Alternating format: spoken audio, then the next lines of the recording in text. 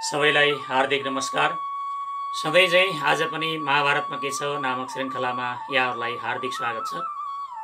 आजको श्रृङ्खलामा उत्तम सन्तान शीर्षकको निबन्ध लिएर प्रस्तुत भएको छु र यो महाभारतको वन पर्वसँग सम्बद्ध छ र यो 35औं निबन्धमा सन्तान हामीले जन्माउन चाहन्छौँ।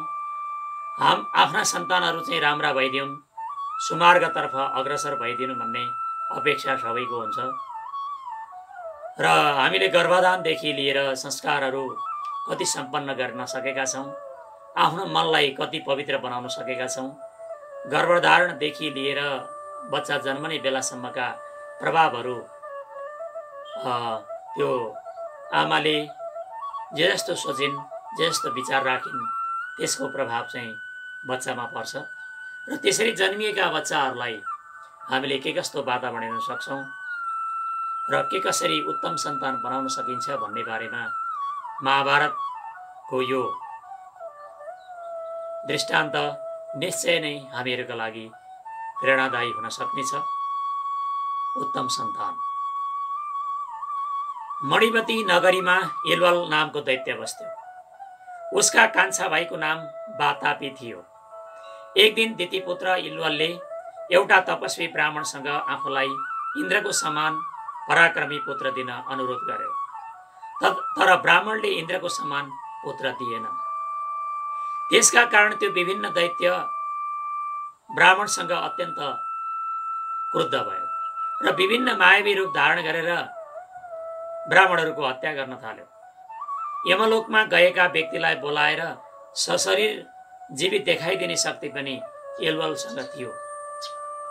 इलवलले आफ्नो भाइ वातापीद्वारा ब्राह्मणहरूको हिंसा गराउँथ्यो। त्यसैले अगस्त्य मुनिले वातापीलाई नष्ट गरेका थिए। एक दिन अगस्त्य मुनि कतै जाँदै थिए। एक ठाउँमा उनले आफ्ना पितृहरू उदो मुन्टो लगाएर रुखमा झुन्डिरहेको थिए। एक दिन अगस्त्य मुनि कतै जाँदै थिए। यात्रा गर्ने क्रममा बाटामा उनले आफ्ना पितृहरूलाई उदो मुन्टो लगाएर रुखमा झुन्डिरहेको देखे। अगस्त्यले त्यसरी झुन्डिरहेका पितृहरूलाई तपाईहरू किन झुन्डिनु भयो भनेर उनले झुन्डिनेको कारण सोधे। पितृहरूले सन्तान परम्पराको लोप वा निसन्तान हुने सम्भावनाले गर्दा आफूहरू झुन्डिएको कुरा बताए। अपुताली पर्ने भयो भनेर। सन्तानको चाहनाले त्यसरी झुन्डिएर हिलामा गाडिनु परेको र तिमीले उत्तम सन्तान उत्पन्न गर्न सक्यौ भने हामीले यस्तो नारकीय यातनाबाट मुक्ति पाउने थियौं भनेर पितृहरूले अगस्त्यलाई बताए। अगस्त्यले पनि पितृहरूको इच्छा पूरा गर्न आफू तत्पर रहेको हुँदा उनीहरूलाई मानसिक चिन्ता हटाउन विनम्रतापूर्वक आग्रह गरे। त्यसपछि अगस्त्य योग्य पत्नीको खोजीमा निस्किए, तर कहीँ पनि योग्य पत्नी अगस्त्यले प्राप्त गर्न सकेनन्। उनले एक एक प्राणीका उत्तम उत्तम अङ्गहरूको भावनाद्वारा संग्रह गरेर एउटी अत्यन्त सुन्दरी स्त्रीको निर्माण गरे। सतस्य तस्य सत्वस्य तत्तद अङ्गम अनुत्तमाम संगृह्य तत्समय अङ्गै निर्मवे स्त्रियमोत्तमम्। यसरी चाहिँ स्त्री प्राप्त नभएपछि उनले उत्तम अङ्गहरूको संग्रह गरेर स्त्री चाहिँ उत्पन्न गरे। यो शक्ति चाहिँ त्यति बेलाका ऋषि मुनिहरूसँग थियो।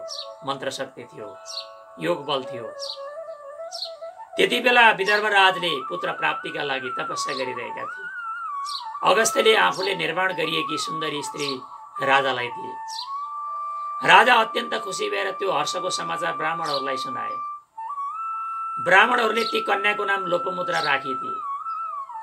दिन प्रतिदिन उनी बढ्दै गइन्। लोपमुद्रा अगस्त्य मुनिको डरले गर्दा कुनै पनि राजकुमारले उनलाई वर्ण गर्न सकेनन्, स्वयंवर गर्न सकेनन्। राजाले युवावस्थामा पुगेकी आफ्नी कन्या विवाह गरी कसलाई दिउँ भनेर विचार गर्न लागे।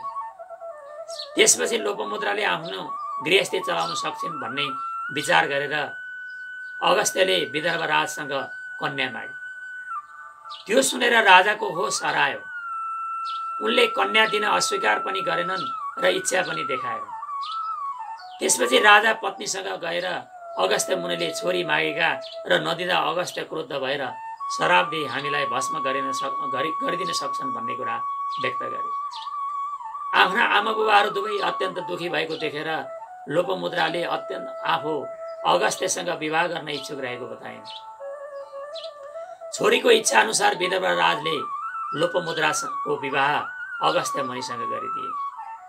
लोपमुद्रालाई पत्नीका रूपमा प्राप्त गरेपछि उनले पत्नीलाई बहुमूल्य वस्त्र र आभूषणहरू उतार्न भने, किनकि आफू जोगी थिए, योगी थिए। लोपमुद्रा दरबारिया राजकुमारी थिइन्। उनले लगाएका लुगाहरू गहनाहरू सबै निकाल्न लगाए। लोपमुद्राले पनि तपस्वी भेषमा अगस्त्य मुनिले चाहिँ व्रत र आचरण गर्न थाले। दुवैले हरिद्वारमा गएर घोर तपस्या गरे। रजस्वलाबाट निवृत्त भएपछि एक दिन अगस्त्य मुनिले लोपमुद्रालाई सहवासका लागि आमन्त्रण गरे। तर पत्नीले राजमहलमा भएका जस्तै शय्यामा मात्र आफू समागम गर्न तत्पर रहेको कुरा बताइन्। तर अगस्त्य मुनिसँग त्यस्तो राजसी वैभव केही पनि थिएन, शय्याहरू थिएन। साथै पत्नीले सुन्दर हार तथा आभूषणद्वारा सुसज्जित भएर समागम गर्न अनुरोध पनि गरिन्। तपस्वी भेषलाई समागमद्वारा अपवित्र गर्न उनले चाहेनन्। त्यसपछि अगस्त्यले विदर्भ राजको जस्तो वैभव हामी दुवैसँग नभएको कुरा व्यक्त गरे।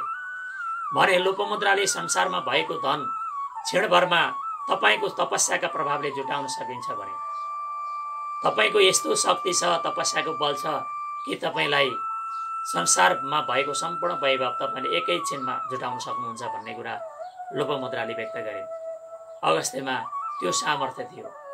पत्नीको मनोरथ पूर्ण गर्नका लागि अगस्त्य मुनि धनको खोजीमा निस्किए।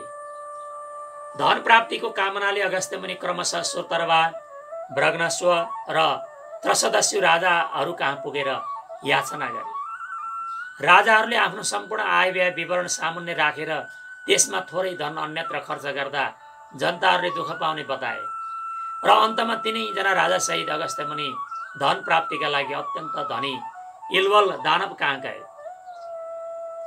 इलवलले सबैको सत्कार पनि गर्यो र अगस्त्य मुनिलाई धन सम्पत्ति दिएर विदा गरेपछि इलवल दैत्यले अगस्त्य मुनिलाई मार्ने प्रयास गरे। तर अगस्त्य मुनिले इलवललाई नै मारिदिए। अगस्त्य मुनिले आफ्नो मनोरथ पूरा गरेकाले लोपमुद्राले अब पुत्र उत्पन्न गर्न अगस्त्यसँग आग्रह गरिन्। अगस्त्यले कस्तो किसिमको पुत्र जन्माउने भनेर पत्नीलाई सोद्धा पत्नी लोपमुद्राले यस्तो जवाब दिए। सहस्र संमित पुत्र एको पेस्तो तपोधन एको ही बहुवी श्रेयान विद्वान साधु असाधुवी। अर्थात् मलाई हजारौंमा समानता राख्नेवाला एउटै पुत्र प्राप्त होस्, किनकि धेरै दुष्ट पुत्रहरू भन्दा एउटै विद्वान र श्रेष्ठ पुत्र उत्तम मानिन्छ। पत्नीको यस्तो चाहना अनुरूप गर्भाधान गरेर अगस्त्य मुनि वनमा गए। उनको गर्भ 7 वर्षसम्म लोपमुद्राको पेटमा बढ्दै गयो। 9-10 महिनामा बच्चा जन्माइन्छ। तर लोपमुद्राको गर्भमा 7 वर्षसम्म पेटमै त्यो गर्भ उनले धारण गरिरहेन्। त्यसपछि उनबाट दृढस्यु नामक पुत्र जन्मियो। 7 वर्ष गर्भमा बसेर आफ्ना पुत्रको आचरण र व्यवहार देखेर अगस्त्य मुनि अत्यन्त सन्तुष्ट भए। अगस्त्यले उत्तम सन्तान प्राप्त गरेको हुँदा उनका पितृहरूले पनि मनोवाञ्छित लोक प्राप्त गरेर नारकीय यातनाबाट मुक्त भए।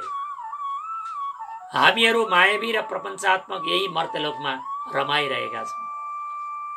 हामीहरूले आडम्बरी पूजा अर्चना गरेर देवताहरूलाई र पितृहरूलाई पनि सन्तुष्ट दिलाउन सकिरहेका छैनौँ। आन्तरिक चाहिँ श्रद्धाद्वारा त हामी परै जाओस्। आडम्बरी पूजा गरेर देवता र पितृहरूलाई पनि हामीले उनीहरूलाई सन्तुष्ट बनाउन सकेका छैनौँ। हाम्रो भावना नै प्रदूषित भयो भने हामीलाई भाव बिना देवताको सामिप्य प्राप्त हुन सक्दैन। त्यसैगरी हाम्रा वचनहरू प्रदूषित भए भने पितृहरूले सन्तुष्ट भएर हामीहरूलाई शुभाशीर्वाद पनि दिन सक्दैनन्। पितरो वाक्यमिच्छन्ति भावमिच्छन्ति देवता अर्थात् पितृहरूले शुद्ध वचनको अपेक्षा गर्छन् भने देवताहरूले भाव शुद्धिको चाहना गर्छन्। हामीले आफ्नो बोली वचन र भावनालाई पवित्र बनाउन सक्यौँ भने हामीलाई देवता र पितृहरूको मात्र होइन, यही मर्त्यलोकमा सम्पूर्ण मनुष्यहरूको पनि साथ प्राप्त भइरहनेछ। हाम्रा आचरणहरू पवित्र भए भने हाम्रा सन्ततिका आचरणहरू पनि पवित्र हुँदै जानेछन्। देखासिखी गरेर उनीहरूले सिक्दै जानेछन्, जसका कारण हामीहरू धेरै कुसन्तानहरू जन्माएर पनि निसन्तान हुनुपर्ने अवस्थाको शिकार हुनुपर्ने छैन। हामीहरूका सन्तान त जन्मिन्छन्, तर कुसन्तान हुनु र सन्तानविहीन हुनु बराबर। र एउटै उत्तम सन्तानले जीवनकालमा हाम्रो मात्र उद्धार गर्दैन, मृत्यु पश्चात पनि आफ्ना पितृहरूको उद्धार गर्न त्यस्तो पुत्र समर्थ हुनेछ। पुम नामक नरकबाट रक्षा गर्ने भएकाले आफ्नो पुत्रत्वलाई पनि पुत्रले सार्थक बनाउनेछ। त्यसैले उत्तम सन्तानको चाहना हाम्रो परिवारका लागि मात्र होइन, हाम्रो समाज, हाम्रो देश र हाम्रो विश्वका लागि पनि सदैव अपरिहार्य रहेको छ। यो महाभारतको वन पर्वसँग सम्बद्ध यो 35औं निबन्ध यति नै रह्यो। अब हामीले सन्तानहरू जन्माउँछौँ, तर आफ्नो सन्तानहरूलाई कसरी राम्रो बनाउने भन्ने बारेमा इतिहास, पुराण,